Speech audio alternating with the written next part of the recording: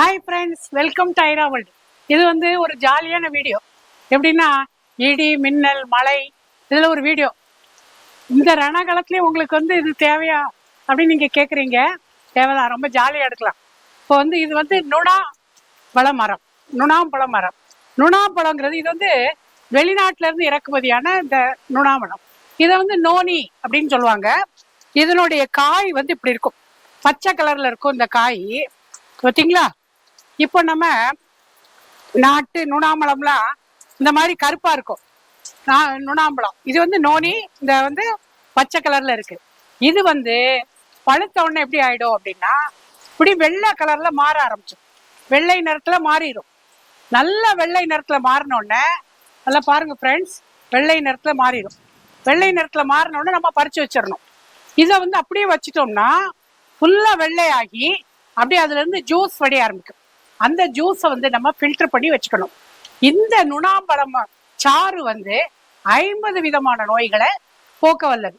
அதாவது வந்து இப்ப கேன்சர் செல்களை அழிக்குது அப்படின்னு சொல்றாங்க. அல்சர் பிரச்சனை வந்தவங்களுக்கும் இந்த நுணாம்பழ ஜூஸை சாப்பிடலாம் அப்படிங்கிறாங்க. சுகர்ல உள்ளவங்க எல்லாம் ரத்தத்துல சர்க்கரையின் அளவை கட்டுப்படுத்துது அப்படிங்கிறாங்க. மூட்டு வலி வந்தவங்களும் இதை சாப்பிடலாம்.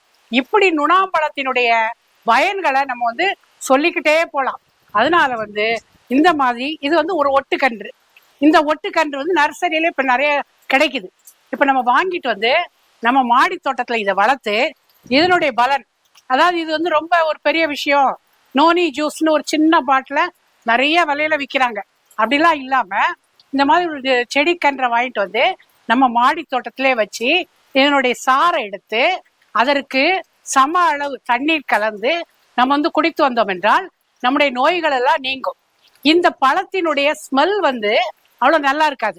அதனால வந்து ஒரு பேட் ஸ்மெல் வருது அப்படின்னு சொல்லிட்டு நம்ம வந்து அதை வந்து புறக்கணிக்க கூடாது. கண்டிப்பா வந்து அதை ஏற்றுக்கொண்டு இந்த ஜூஸ் எல்லாம் எடுத்து குடித்து நம்ம குழந்தைகளுக்கு கொடுக்கணும். ஏன்னா நோய் எதிர்ப்பு சக்தி இருக்குது.